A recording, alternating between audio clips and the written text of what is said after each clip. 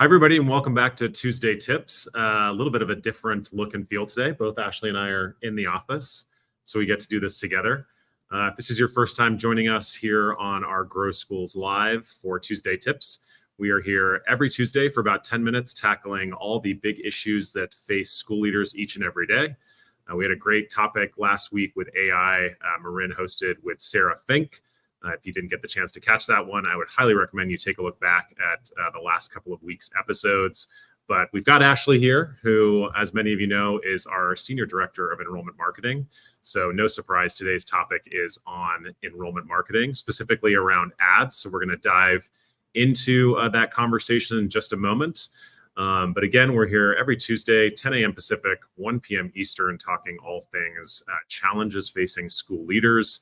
And of course, as we head towards May, end of the school year, school leaders are getting on top of hopefully their enrollment marketing initiatives.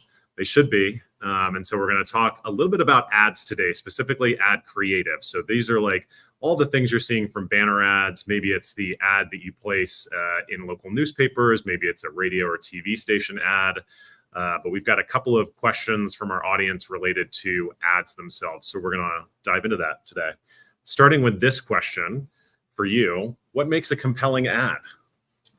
Well, certainly it needs to be creative. It needs to kind of cut through the noise. There's a lot, wherever you look, there's a lot of ads that are competing for our attention. So it should be, to make it compelling, I mean, you want your brand to be kind of instantly recognizable. So it should be branded. It should speak to your values. It should really help people to see how your school is going to solve a problem for them. So they say kind of sell the benefits, not the features, to really, help families to see why your school might be the right choice for their student. And then I think the other piece is just the right person seeing it. It's got to be compelling for the right person. So it's got to be targeted and kind of part of a strategy. If the wrong person's seeing your ad, even if it's a great ad, it's not going to work. Yeah, so thinking about a couple of things there, you're talking a lot about like context, right? So where an ad is placed is just so important, just as much as the size of the ad, the colors on the ad, the branding on the ad, but where it's placed is important. Like, if you're targeting parents, there's probably specific areas you're going to be on, whether it's Facebook, Instagram, but if you're targeting kids, you may be in like TikTok, two very different ads, very different places. So making sure that context is just really as spot on as possible. For sure. Right? Yeah. Okay. And even offline ads, right? Yeah. I mean, thinking about which billboard location or, which radio station your families listen to. Yeah. Billboards are always an interesting one for me. And I think that's one that for schools is becoming, obviously has been popular, but continues to become even more popular. I know a bunch of our schools did them that we worked with last year, did billboards. And I'm always baffled by bad billboard creative, right? You have someone in a car probably seeing it for 2 seconds, and you have all of this copy and content on this billboard that no one can, quite quickly understand in just a split second. Any thoughts there on what schools did well that we worked with last year, or anything you've seen within the education space that school leaders should be cognizant of, specifically around billboards? Because I always feel like they're a great medium for schools because they are so geographically targeted, right? You can put them within very specific zip codes, right? So any thoughts there related to just billboards in general? Yeah, I mean, certainly as little copy as possible. We usually don't even put like a phone number on. We know that, and even a URL, if you have a long URL, people aren't going to remember it. Yeah. What we'll often see with a billboard is an increase in organic search traffic. They're going on they Google, just say, name of the school, type it in, go to Google. Yeah. So, I mean, a compelling photo, again, with all of our ads, most of the creative that we do, really just a photo of a smiling, happy kid that, kind of gives people a look inside your school is usually makes for a good ad. And then, don't put a QR code on a billboard. That's no one's pulling out. Well, let's hope that they don't have their phones right? pulled out to do the sort of QR code scan, right? But thinking about the location. So like you said, if you know that a lot of your target families commute on a particular freeway, that could be a great place. If your school is hard to see, if it doesn't look like a school, but maybe there's a billboard right out front and you can kind of kind of almost point to your school, that could be a really good option. But if your families don't drive, then maybe a billboard's, not a great spot. Maybe you want to look at something like bus shelter ads. Maybe they walk more, so you want to be thinking about those, where they are. Yeah, so many good tips there around just like thinking what's in the community, whether it's billboards or whether it's a bus shelter or whether it's, any number of like local places where there's going to be a really targeted audience that's going to see that ad. Yeah. Speaking of like QR codes, obviously are an interesting measurement tactic, right? How should school leaders been thinking about in terms of tracking the effectiveness of digital and or more traditional ads, like ads that are in the paper or in a magazine or something like that? What are some thoughts there? I mean, a QR code can certainly work better, in a magazine, but you also have a little more space. You can include like your URL and your phone number. Using a unique URL, like kind of a branded unique landing page, that can be helpful to help you track. Using a QR code, although it really varies. We see a lot of variation in some schools. Their families use them all the time, and some not so much. So it's worth testing. And then just kind of monitoring, like what happens. Do you see, if you put up a billboard or you run an ad, do you see an increase in phone calls? I mean, just really one of the best ways is just to ask. To just ask every single person that applies to your school or comes in, hey, how did you hear about us? Some of that just like analog research, and then just tracking it. There's paper and pen, right? Having those sorts of tick marks on different sources that people say to that answer. You're talking a little bit about like correlation and causation, right? You can definitely use certain things to understand like the causation, the impact of that specific ad, right? Whether it's a QR code or, if you're doing digital ads, it's traffic to the website. But you've just touched on a really good thing that I think even major businesses don't track really, really well, which is you put a campaign in market. What else happens? Does the phone ring? Do people come into the space more often? Does your organic search traffic go up, right? Are people searching for you? So I always think, you just hit on such a good point of school leaders looking at when they do put those campaigns in market, even if it's something that doesn't feel trackable, is like note that wherever you're tracking that specific info. You can do that in Google Analytics. You can do, as a little memo. You can do that as a Word doc of just like noting these things on your calendar. Whatever tracking medium you've got as a school leader, right, is understanding, okay, there are other more interesting ways we could be tracking things that are not just, oh, hey, what's the click-through rate or what is the conversion rate from that ad, right? Yeah. And sometimes it is just an educated guess, but I mean, like you said, it's correlation. Like you put up a banner outside your school and all of a sudden you get a lot more walk-in foot traffic.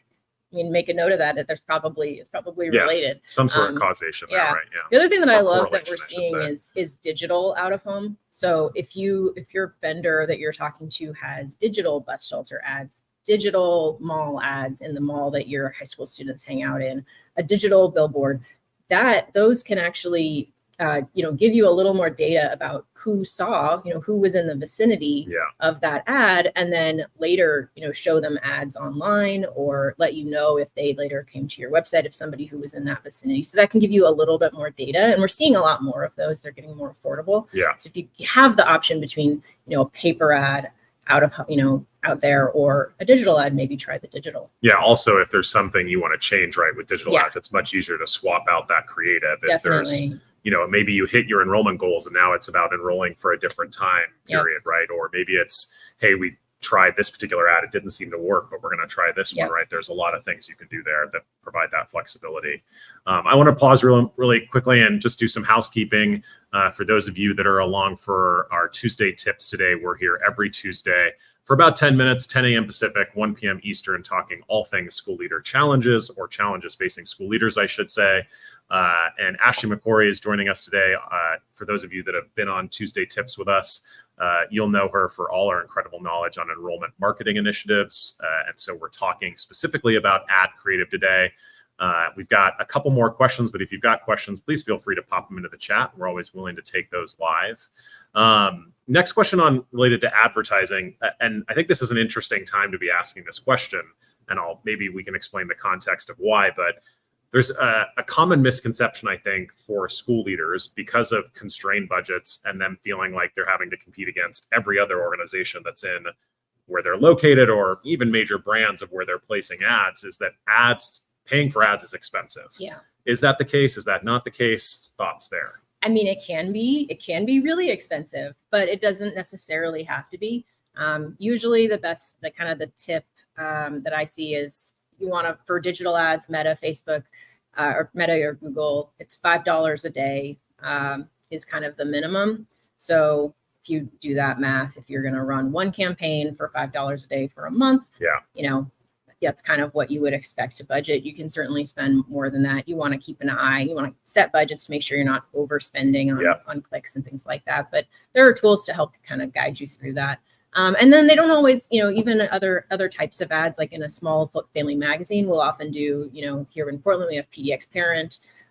Most cities have, something like that, a parent or family magazine. And those types of ads, even in like their school related issues in the summer, those don't have to be very expensive. It sort of depends on how long you're running it for. Yeah. And schools are nonprofits, charter schools. And so we always encourage them when they're talking to vendors to say, hey, we're a nonprofit, see if there's any options for discounts there. There often is. Yeah. And pro tip from someone that started his career in media buying, always ask for the added value, right? Go, if you're doing something in newspapers, if you're doing something with a local pub, like just ask your salesperson, can you provide some added value? You never really know. They might throw more ad volume. They might throw, some special edition that they're doing. It is always worth asking that question. Definitely. Yeah. Well, most of the time when we do like a print ad, we'll also get an e-blast to their subscribers, or we'll get some digital ads, or, sometimes we'll run a billboard or a bus shelter. And if nobody buys it after you, then you get to keep it. Your ad stays up. Yeah. So. What excess inventory can I have access to? What can I get for a really inexpensive cost? So I think we, over 6 years of your team doing this, you've established some pretty healthy understanding of that there are very specific channels, very specific mediums where paying for advertising or paid media can be effective and worth the money.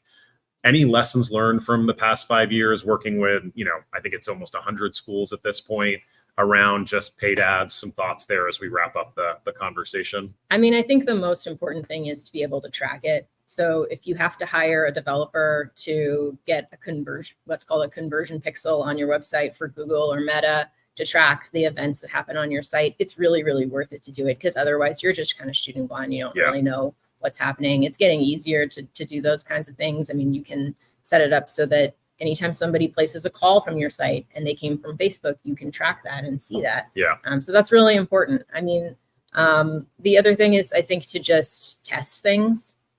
Don't just do the same thing every time in every ad every year.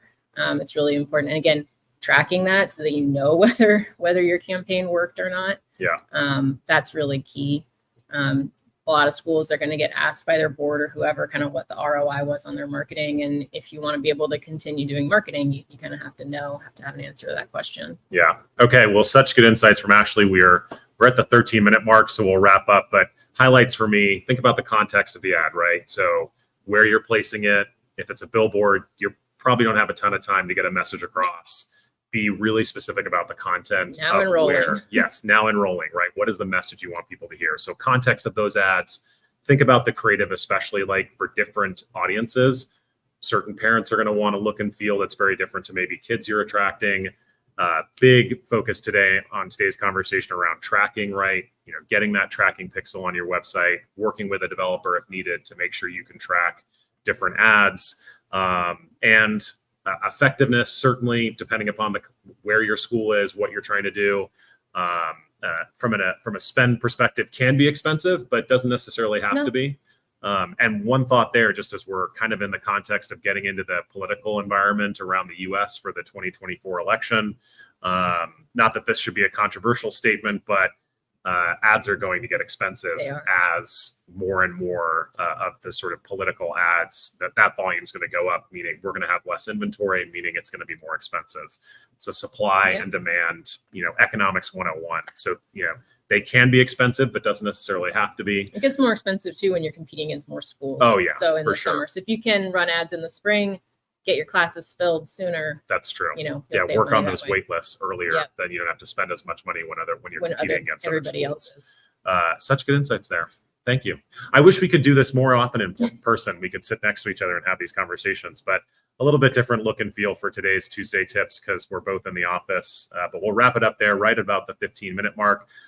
Again, you've been watching Tuesday Tips with us here at Grow Schools. I'm Michael Barber. Got Ashley MacQuarrie to my left, maybe your right, depending upon what you're viewing on the screen. We're here every single Tuesday at 10 a.m. Pacific, 1 p.m. Eastern, tackling all things challenges facing school leaders. We had a great talk last week on AI. We've had some conversations related to enrollment marketing from Ashley's team throughout the last couple of episodes, as well as conversations on ESSER funds and on facilities financing and a bunch of other topics. So if you are interested in those, just take a look back at our last couple of episodes and you can catch those conversations. We'll leave it there for today, and we'll see you all next week right here on Tuesday Tips. Take care, y'all. Bye-bye.